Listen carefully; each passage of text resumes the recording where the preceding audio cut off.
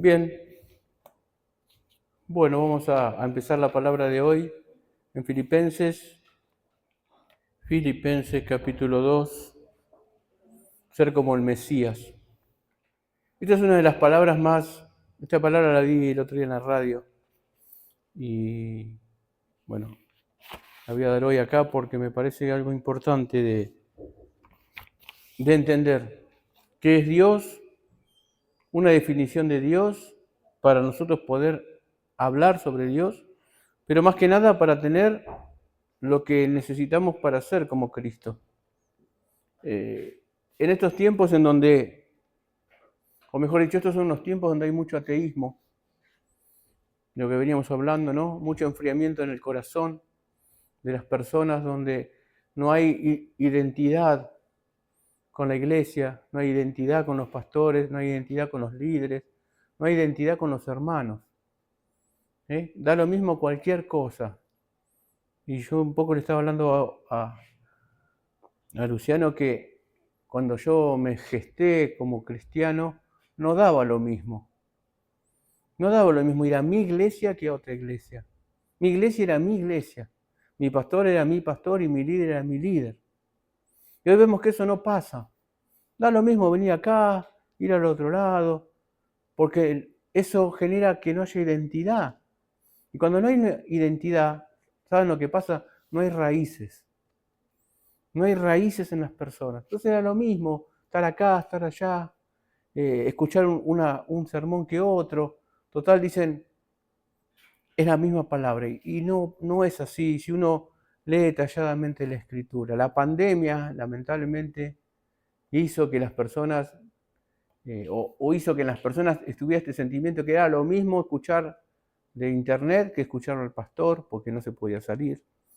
Este plan diabólico de la pandemia lo que hizo fue terminar de poner la frutilla, desde mi punto de vista sociológico, de lo que ha pasado en esta década, al descreimiento y a la falta de arraigo en las personas. Yo vengo de una generación, como yo le decía, cuando se formó la iglesia en Mar del Plata no había celular, no había internet ni YouTube. Entonces los mensajes se escuchaban en la iglesia. Al pastor se lo escuchaba en la iglesia. Omar fue el primero que revolucionó con un programa de 1 hora en Canal 8, en Canal 10.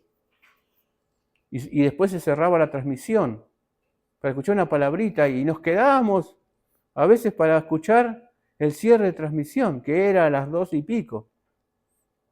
Y el otro día había que ir a trabajar. No había televisión tampoco a las 24 horas. La señal empezaba a las 9, 10 de la mañana y terminaba a las 12. Y el cierre de la transmisión era la palabra del pastor. Todo eso había sido revolucionario en esa época, de poder ver al pastor en casa. Miren cómo se cambió en 15, 20 años el concepto de iglesia. Y eso hace que la gente no crea o no tome arraigo a un lugar, no quiere un lugar.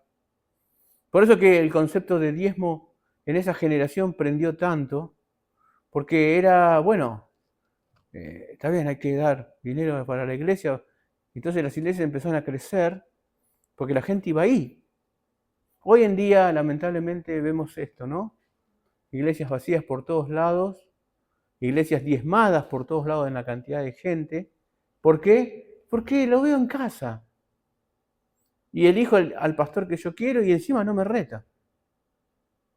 Y yo pongo mi vida en función a las prédicas. Y oro con el televisor y le pido oración, pero no formo cuerpo, no formo iglesia. Y las iglesias de los barrios se van secando y entramos en esto de que nadie guía a nadie. Porque una cosa es recibir una palabra y otra cosa es ser guiado en el Evangelio, que son dos cosas distintas.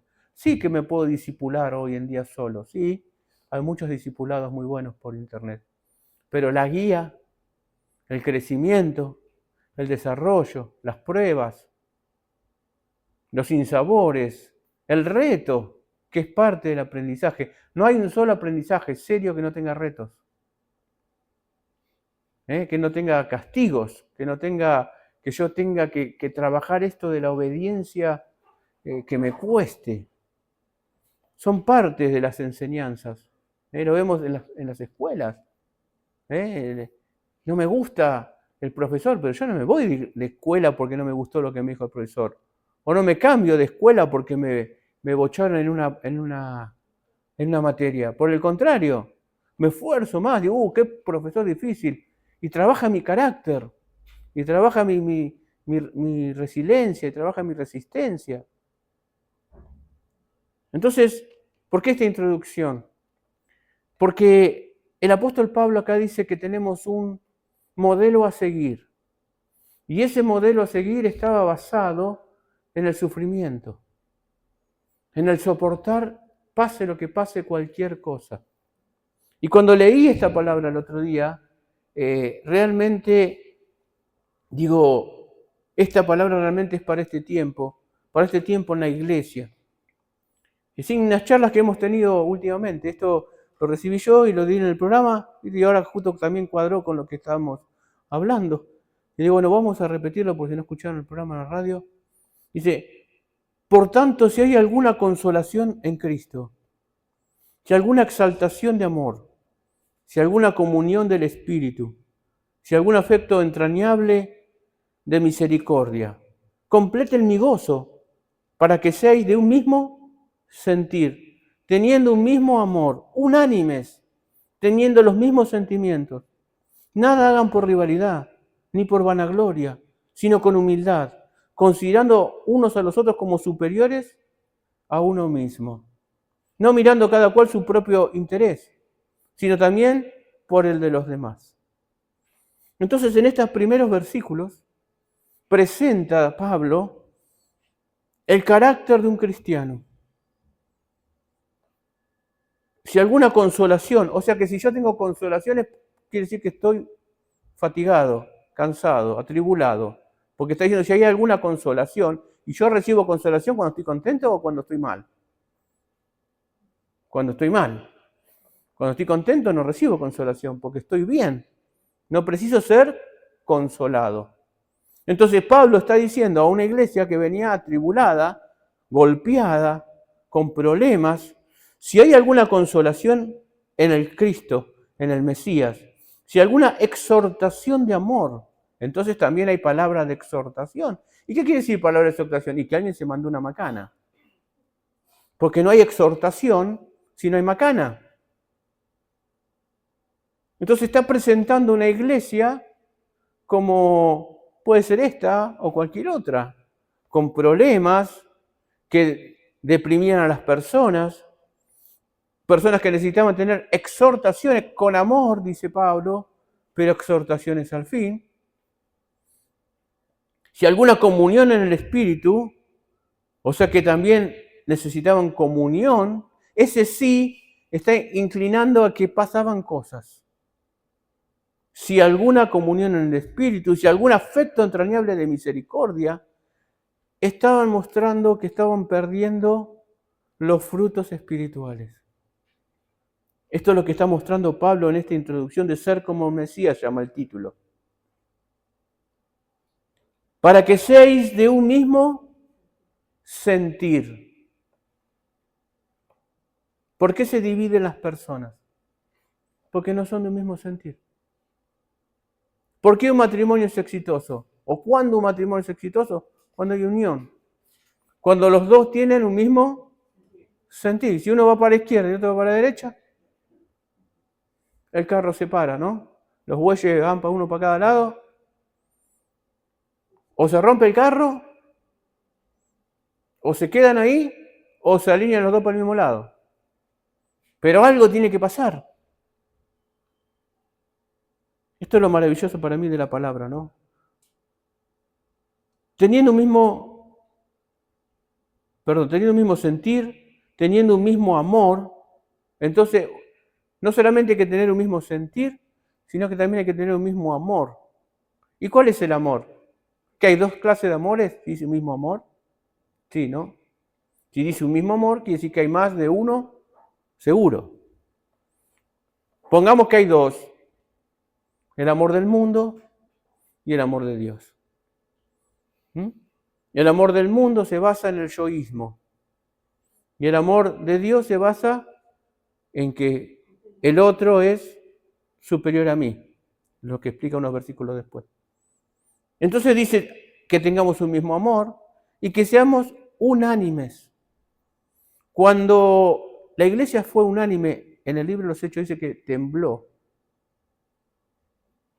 y volvió a caer el Espíritu Santo. Ellos pedían que fueron de un mismo sentir y estaban orando para predicar la palabra con denuedo. Dice que la iglesia tembló de nuevo y el Espíritu Santo los bendijo otra vez. Entonces, teniendo un mismo sentir, teniendo un mismo amor, soy unánime, me hago uno con el otro, teniendo los mismos sentimientos. ¿Por qué se divide la iglesia? Porque no tienen los mismos sentimientos, porque no son unánimes, porque no piensan lo mismo, porque no está el amor de Dios, a veces está el amor del mundo, y no hay comunión con el mundo. Lo dice el libro de Juan. Entonces, para que una iglesia triunfe, se establezca, se llene de gente, o por lo menos se forme una comunidad cristiana, porque la idea es de llamar una comunidad cristiana, una comunidad de discípulos. No sirve nada tampoco tener una iglesia llena que no tienen un mismo sentir. Que si uno pudiera hacer un chequeo entre las 1.000 o 2.000 personas, veríamos que hay muchos sentires, muchas formas de entender la palabra. Y la palabra es una, porque el Señor enseñó que el Señor es uno y que Cristo es uno con Dios, así como es uno con la iglesia.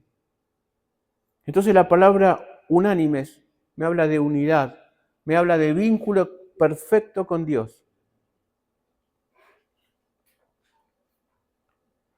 Teniendo los mismos sentimientos, nada hagáis por rivalidad, ni por vanagloria. Nada hagáis por rivalidad ni por vanagloria, sino con humildad, considerando uno a los otros como superiores a nosotros. ¿Cómo considero a mi hermano? Pero yo no. Yo no te voy a hacer caso a vos. ¿Vos quién sos? Te dicen hoy. Entonces, cuando queremos tener la guía del Espíritu Santo, porque lo que hablamos siempre, ¿qué debo predicar? ¿Cómo vivir? ¿Cuáles son las herramientas que tengo para vivir? ¿Y cuáles son las herramientas que tengo para vivir? Bueno, estas. La Biblia. Me está diciendo que tengo que tener un mismo corazón con mi hermano, que debo tener un mismo pensamiento, que lo debo considerar a mi hermano superior a mí. Y si es superior a mí es porque sabe más que yo, aunque no lo sepa. Nosotros una vuelta fuimos a un instituto bíblico donde el maestro no sabía nada. Nada. Pero era el maestro. Y le fuimos allí al director, pero mire, este hermano lo tendrían que reenseñar. Y dijo, bueno, es el que está, que tienen que someter a él. Y el Espíritu Santo nos enseñó igual la materia. Y hubo obediencia. Y después y lo consideramos como superior a nosotros. Y no parábamos la clase para enseñarle. No parábamos la clase y decir, usted está equivocado. Nos callábamos la boca. La señora hablaba. Y mandaba un montón de equivocaciones. Pero bueno, nosotros orábamos y dimos la materia, la aprobamos. Y después se fue transformando eso, ¿no? Se pudo ir hablando, el pastor general le habló a la maestra y fueron aprendiendo. Después resultaba que la señora estaba haciendo la secundaria y bueno, y fuimos creciendo en obediencia. Pero no dijimos, no, esto es considerando al hermano como superior a nosotros mismos. Ahora, no mirando cada cual por su propio interés, sino por el de los... No, una situación pasó, ¿no? Acá, por eso, que miraron su propio interés y no miraron el de los demás y se ofendieron. Porque el mirar sobre su interés no contemplaba el mirar hacia el otro. Y esto es lo que pasa. Por eso se dividen las personas. Por eso se dividen las iglesias. Porque la gente mira su propio interés. Y no mira el interés del otro. Yo asisto a esta iglesia por mi interés o por el interés que puedo hacer en el otro. En este caso, la visión de la iglesia con el pastor y la pastora. ¿Acudo y tengo mi propio interés o trato de tener el interés de los pastores? ¿Se da cuenta? ¿Por qué no crecen las cosas? Porque queremos ir en contra de la palabra.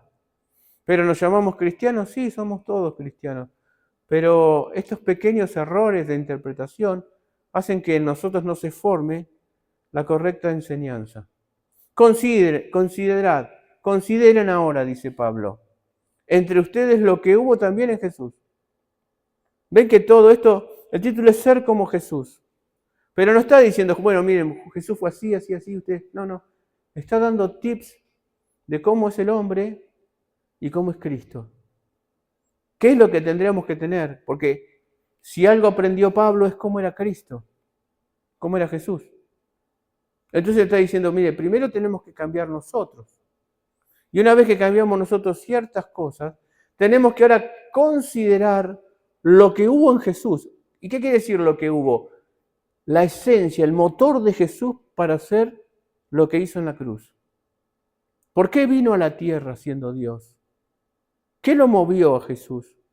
Y cuando yo descubro qué movió a Jesús, entonces voy a poder accionar como Jesús. Eso es lo que está diciendo Pablo acá. Consideren, miren, observen, imiten el sentir que hubo en Cristo, el cual, existiendo en forma de Dios, no quiso por usurpación ser igual a Dios. La Reina Valera dice, no escatimó. La palabra usurpación se utiliza en esta versión hebraica porque la palabra en griega es arpagmón, que quiere decir rapiña, robo. Y tiene algunas más definiciones, pero las dos centrales son rapiña y robo. Entonces, colocan la palabra usurpación por el peso literario que tiene esta palabra. Existiendo en forma de Dios, no quiso usurpar el lugar de Dios. ¿Se entiende? Aunque él mismo era Dios. Pero dijo, no, yo ya tengo el lugar de Dios. Que la humanidad se reviente. Que le haremos un nuevo hombre y listo. No dijo eso. No dijo eso Dios. Dijo, lo voy a ir a ayudar. ¿Y cómo? Haciéndome uno más de ellos. No escatimó ser igual a Dios, sino que se despojó a sí mismo, tomando forma de hombre. Acá dice de siervo la palabra en el original. Hecho semejante a los hombres. O sea que este Jesús entra en un cuerpo humano, pero no era humano. Era semejante a los hombres. ¿Por qué era semejante? Porque no tenía la sangre humana. La sangre de Cristo era otra especie. Por eso que él no podía tener hijos. Por eso cuando no se enganchen en todas estas falsos libros que están saliendo ahora que descubren el Evangelio de María Magdalena, el Evangelio hay otro Evangelio muy similar a ese, donde dice que tuvieron, ¿no?, un hijo con María Magdalena, que otros, están las teorías del salto grial, que el salto grial era un hijo de Cristo que perdura hasta ahora, siendo un semidios, ¿no?, y un montón de cosas, pero cosas que la gente del mundo cree, porque el catolicismo es místico y está metido en su cultura. Entonces Cristo nunca pudo haber tenido nada con María Magdalena más que un amor como tuvo con cualquier otra persona. Tal vez una preferencia, sí, pero no un amor sentimental al punto de querer tener un hijo. Porque él era Dios y no vino a tener un hijo con los humanos. Él vino a salvar la raza y a morir en la cruz. ¿Amén? Entonces dice, semejante a los hombres. Entonces acá vemos, ¿qué es Dios? Una forma de existencia. Creo que es la definición más hermosa que se encuentra en la Biblia de qué es Dios. Porque a Moisés le pregunté, ¿qué diré quién eres tú? Yo soy el que soy. no dice mucho. Pero en esta revelación que tiene Pablo, dice que existe en forma de Dios. Si hago un análisis inverso gramatical, ¿qué existe en forma de Dios? Cristo. ¿Y qué es Dios? Una forma de existencia. Entonces, Dios, según la Biblia, es una forma de existencia, porque Él se despoja de esa forma y luego toma forma de hombre. Entonces tenemos forma de ser humanos, forma de ángeles, forma de arcángeles y forma de Dios. Forma como estructura. ¿Se entiende?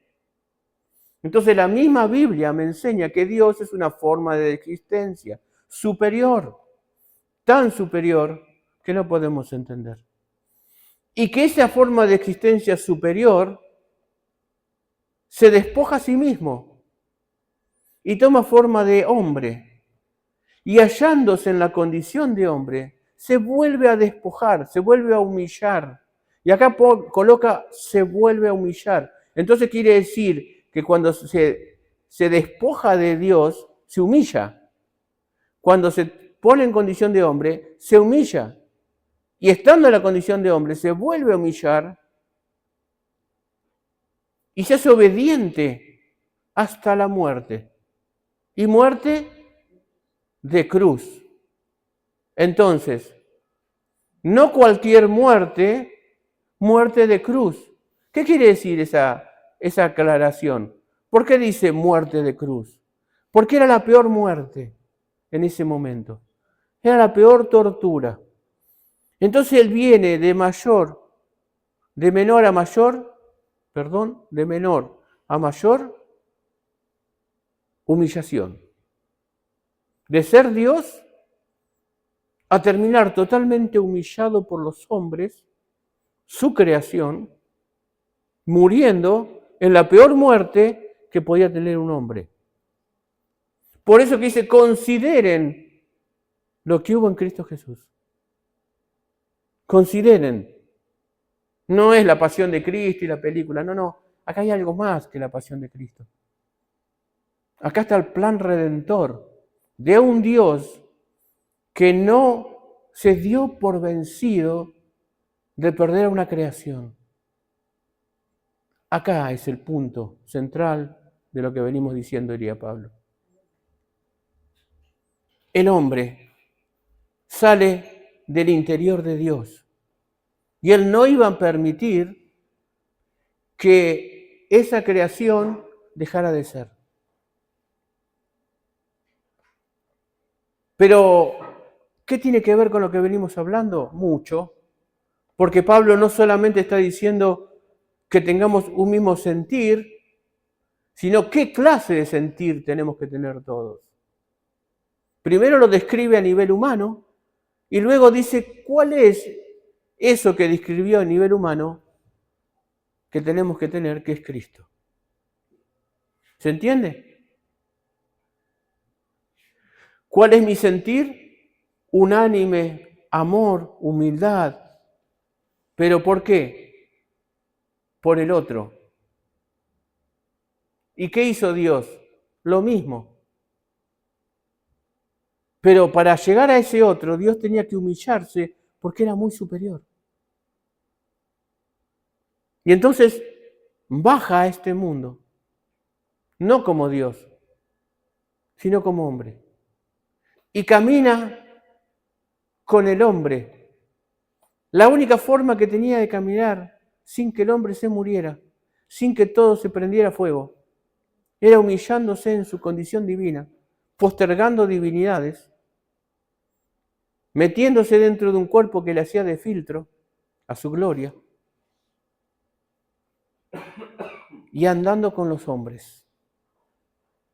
Ese es Dios, una forma de existencia. Dios existe, tiene forma y tiene imagen. Dios no es un humo, Dios no es una energía, Dios no es inconmensurable en su forma, porque Él dijo, hagamos al hombre conforme a nuestra semejanza y nuestra imagen. y Él se hace semejante a los hombres. ¿Entiende? Por lo tanto, Dios lo exaltó hasta lo sumo y le dio un nombre que es sobre todo nombre, para que en el nombre de Jesús se doble toda rodilla de las que están en los cielos, en la tierra y debajo de la tierra. Tenemos un Dios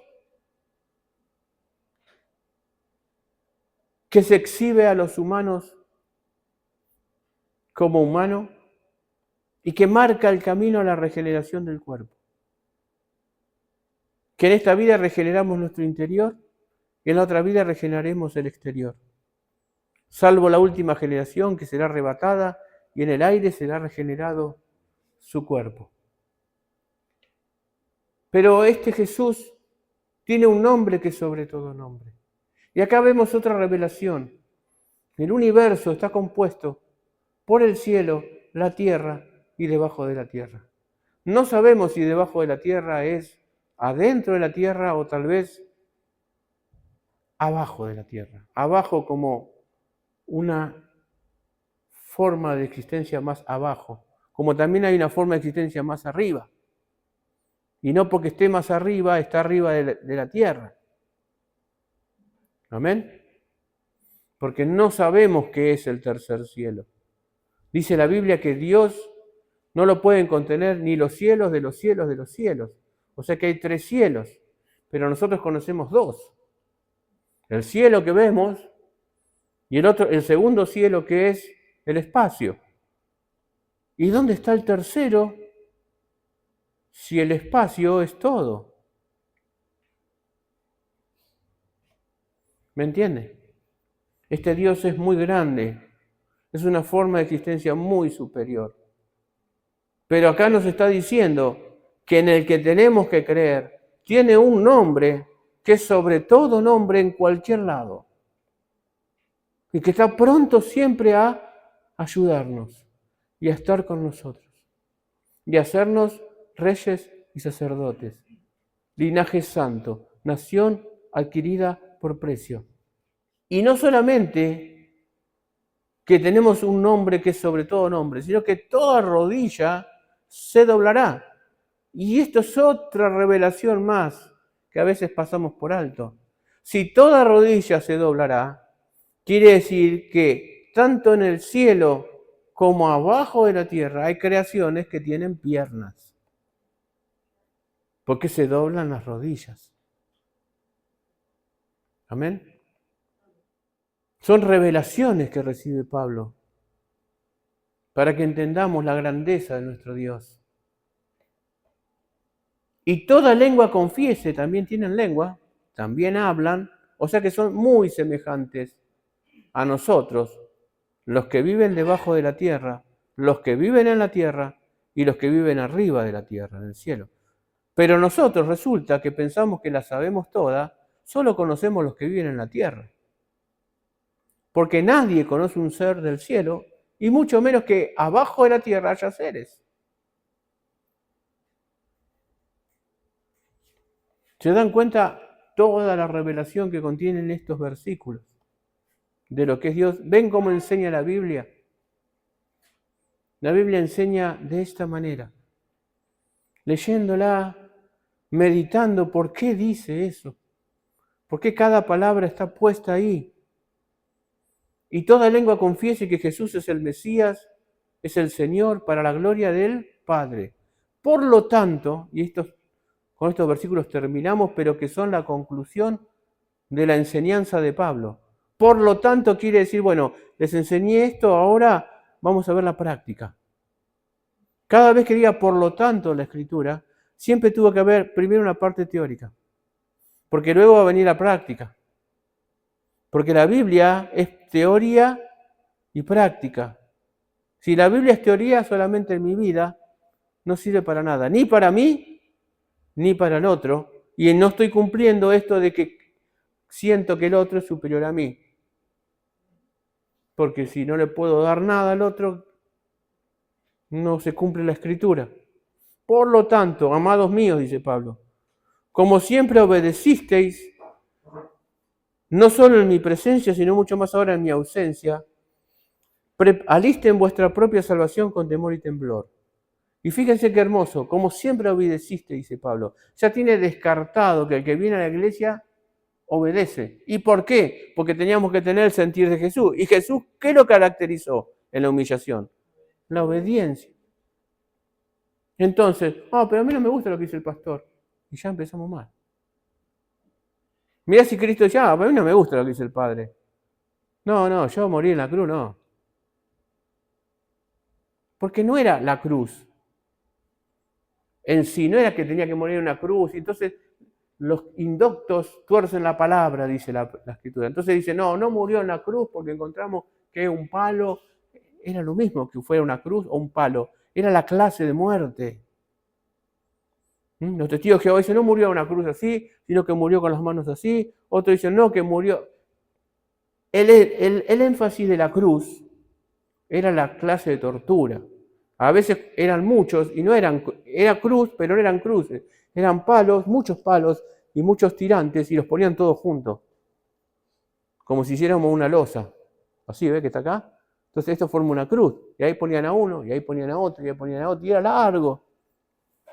Y no era una cruz, pero la muerte era de cruz.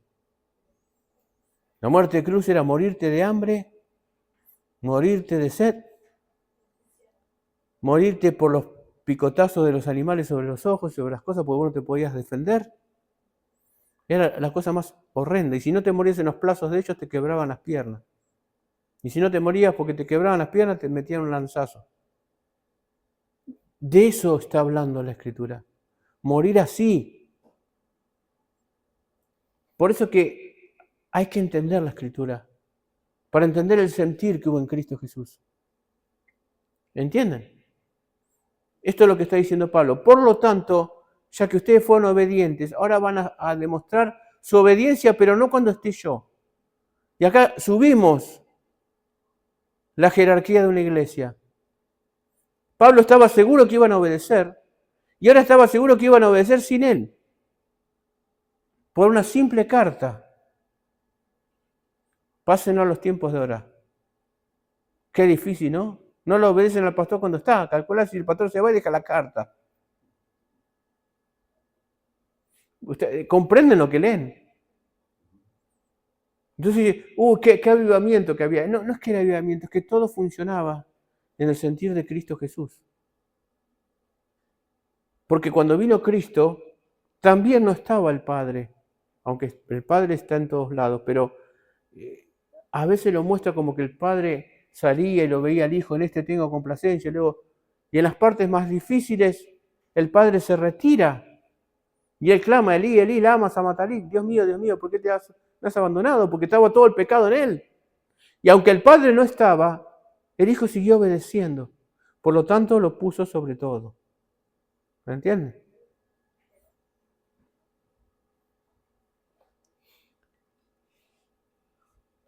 La sabiduría de la palabra está para cambiar nuestras vidas. Y en esto es lo que yo siempre he tratado de fundamentar este ministerio. A lo mejor no pueden entender las personas que vienen a esta iglesia el fundamento de este ministerio, que es enseñarles la palabra de Dios. Acá no venimos ni a... Yo, por lo menos desde que Dios puso la idea de armar la iglesia, no nos puso en el corazón ni divertir a nadie, ni sacarle la plata a nadie, ni complacer a nadie. Simplemente enseñar la palabra. Porque entendíamos que conocerás la verdad y la verdad nos hará libre. No te hará libre el pastor ni la iglesia, la verdad. Y vos la tenés que aprender, la verdad.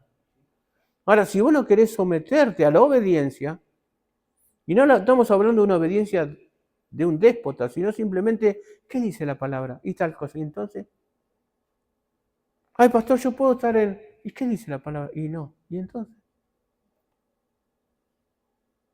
Sí, pero lo que pasa es que, ¿qué dice la palabra? Usted no tiene amor.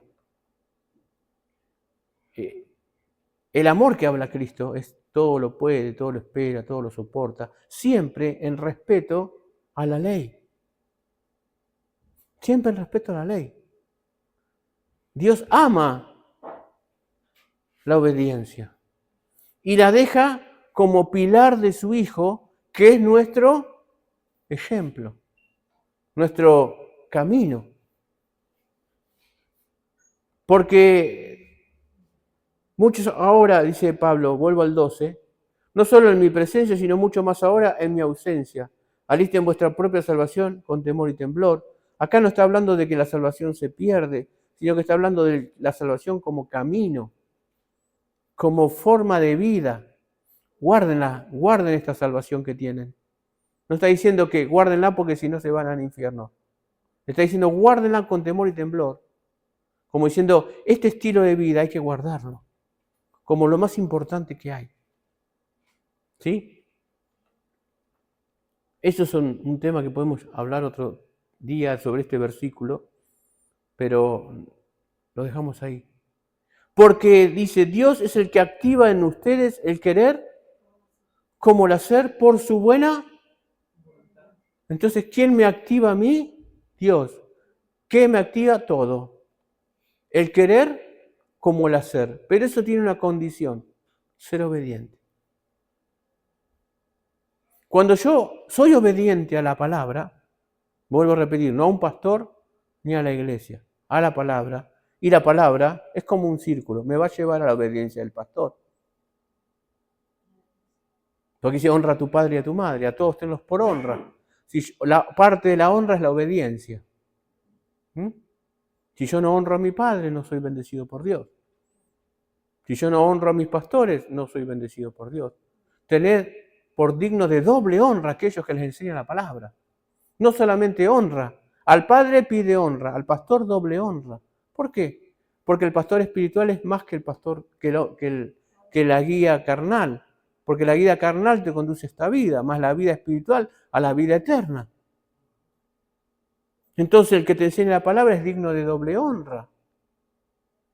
Esa obediencia a la palabra hace que yo reciba bendición de Dios. ¿Se entiende? ¿Por qué? Porque Dios bendice al que es obediente. Y antes que hable, le contesta. ¿Ven cómo es la palabra? Es un círculo. Es un círculo. ¿Sí? Entonces Dios te activa el querer y el hacer por su buena voluntad. Por lo tanto, acá hay una verdad espiritual. Si no haces, quiere decir que hay algo incompleto en tu vida. Porque Dios te activa el querer como el hacer. Si se quiere, se hace. ¿Sí? Nosotros activó Dios el querer como el hacer y tenemos esta iglesia. Y tenemos el programa de radio. Y tenemos, y charlamos a ustedes y damos palabra a muchos lados. Y estamos. Hoy con muchos, con pocos, estamos. Y Dios pone el querer y el hacer. Y oramos, y bendecimos, y ayudamos. Hoy con una palabra, con una comida, con un gesto, con una ayuda, con lo que sea. El querer tiene que tener un hacer. Porque si el querer no tiene hacer, mi fe no tiene fruto. Tiene una planta de hojas. Y cuando vas a buscar, no hay fruto. ¿Se entiende? Y eso lo activa Dios. Si sos obediente. Para que seáis irreprensibles. O sea que esto lo pide Dios y te lo muestra Pablo. ¿Para qué? Para que nadie te diga nada. Ah, pero vos, irreprensible. Porque no solo te predico, sino que también te doy de comer. ¿Se entiende? Espiritualmente hablando. Porque Santiago dice, ¿qué sirve la fe si le dices Dios te bendiga y lo mandás a la persona sin comer, teniendo tú dándole de comer? Dale de comer. No solamente dile a Dios te bendiga. Eso lo dice Santiago. Muéstrame tus obras y te mostraré qué clase de fe tiene. Amén. Te está diciendo, mostrame tus frutos y yo te voy a decir qué clase de fe tenés. Y acá dice lo mismo. El querer, como el hacer, lo pone Dios. Distintas formas de decir la misma verdad. Esta es la gracia de Dios, que Pablo lo entendía y lo explicaba a su manera, Santiago lo entendía y lo explicaba a su manera, David lo entendía y lo explicaba a su manera, pero todos, como eran guiados por el Espíritu Santo, enseñaban la misma verdad, unánimes. ¿Se entiende? Puede haber muchos pastores que prediquen distinto, pero tendría que haber una unanimidad en su mensaje. Eso es lo que está faltando, la unanimidad en el mensaje. Entonces la gente no se confundiría, porque vaya donde vaya, habría una sola línea de mensaje, que es obedecer a Dios. Para que seas irreprensibles y sencillos. Dos palabras que están marcando el carácter de un cristiano. Irreprensible quiere decir que yo me preocupo para que nadie me acuse, ¿no? Nadie me va a acusar. Entonces me preocupo para que nadie me acuse. Pero también me preocupo para ser sencillo, no complicado, rebuscado. Sencillo, yo soy así. Lo que trato yo decir a la gente, yo soy así, soy sencillo. Trato de ser lo que soy, soy. No poniéndome caretas. Si estoy enojado, estoy enojado. Y si estoy contento, estoy contento. Para que vean que también uno es un hombre. Porque si yo me río siempre, hay algo que estoy ocultando. Nadie está contento siempre. Y nadie tampoco está enojado siempre. Entonces, la persona sencilla es como es. Y no te tiene que ofender en el día que esté mal. Por el contrario, tendrías que orar. Che, ¿qué te pasa? Te veo, aunque sea el pastor. Debe ofenderse, tendría que ser al revés. Esperar el momento, ¿no? Che, ¿qué te pasa? Te veo que fue dura tu palabra. Vamos a orar. No, me enojo y me voy, porque me trató mal. Porque aunque sea nuevo, también uno no es nuevo en la vida. O sea, no somos personas tan ignorantes como indios con lanza, ¿no? O sea, tenemos vida, hemos vivido y nos damos cuenta, aún en el mundo, cuando una persona está mal y le decimos, che, porque la gente del mundo te ve mal y dice, loco, te pasa algo, te puedo ayudar. Y no tiene a Dios. Entonces, ¿cuánto más una persona que está tratando de buscar a Dios o que ya tiene un tiempo en la iglesia, tendría que tener esta clase de reacciones? Che, ¿te pasa algo? ¿Que ha cambiado tu carácter? ¿Que no te veo sonreír? ¿Hay algo en el cual yo puedo orar por ti?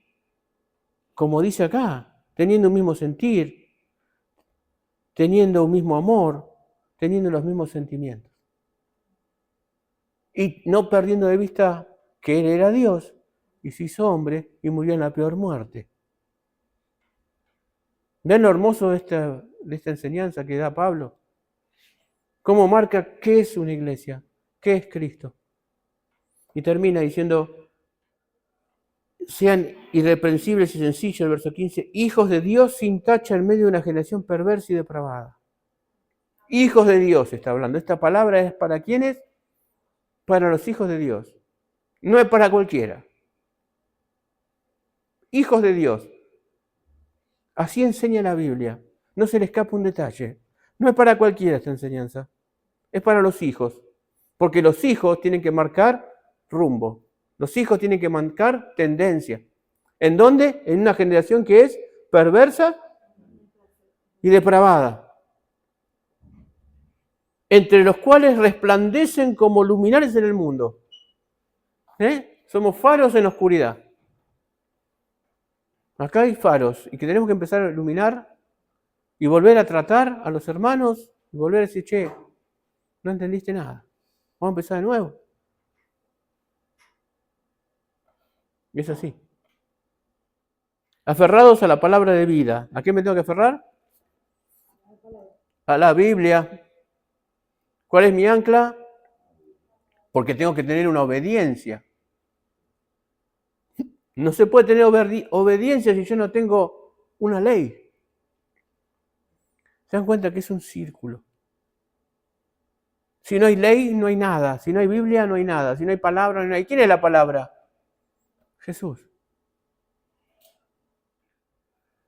Aferrados a la palabra de vida, para gloria mía en el día del Mesías, de que no corrí en vano, ni en vano me fatigué. Eso es para el pastor. Acá Pablo le habla a los pastores. A los que están... Para que la gloria mía sea que ustedes se conviertan. ¿Cuál era la gloria de Pablo? Ver a todo el mundo convertido. Y el poder llegar a estar con Jesús y decirle, esa es la mente de Pablo, porque él lo deja ver en muchas, y eso lo pueden ver los teólogos.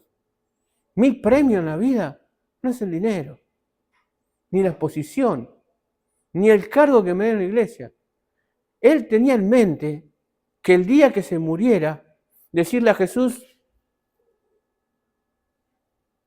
ahí está mi gloria. Te traje tus hijos. Eso es lo que tendríamos que sentir todos. Eso me emociona a mí el sentir de Pablo. Que él tenía en mente, no sé qué hacer, si quedarme para instruirlos o irme contigo, Señor. Él no dudaba de nada. Por eso que no le tenía miedo a la muerte, porque la muerte ya no tenía valor en su vida. Pero en nada, él solo tenía una mente, en mente que la gloria de él sería decirle a Jesús, Jesús, esta es mi cosecha, te la consagro. Esa es la visión de una iglesia. La visión que tendríamos que tener todos. Ni plata, ni fama, no, almas. Almas. Esto también lo tiene Carlos Anacondia. Almas, él habla de las almas y lo ves que le sale un fuego a los ojos. Para él lo importante en la vida son las almas. Las almas. Que un alma se entregue, que un alma sea libertado de un demonio, que un alma empiece a caminar en la obediencia de Cristo. No hay cristianismo sin obediencia y no hay cristianismo sin Cristo. Entonces, ¿cómo voy a tener un cristianismo sin Cristo? ¿Quieren tener un cristianismo sin Cristo? Hago lo que me pinta, porque Dios es bueno y perdona. Eso es un evangelio sin Cristo. Cuando Cristo está diciendo, lo primero que remarca es la obediencia, al grado sumo de morir en la cruz.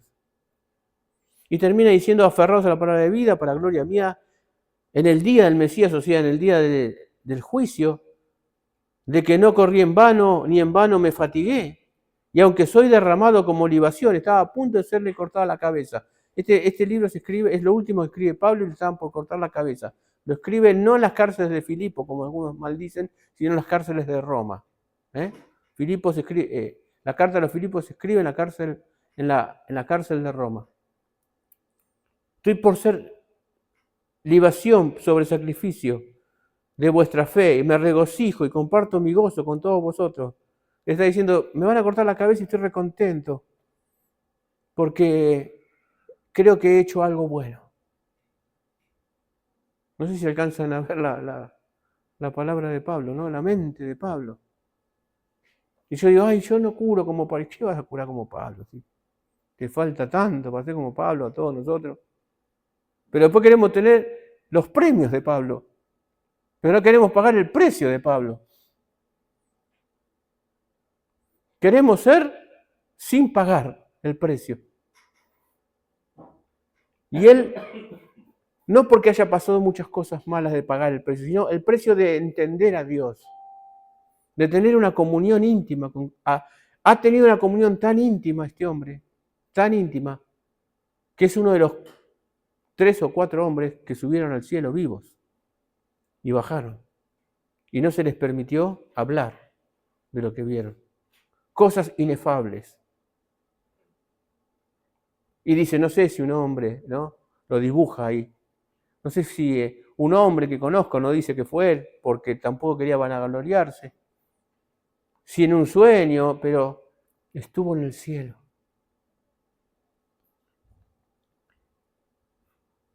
Así también vosotros regocíjense y compartid vuestro gozo conmigo.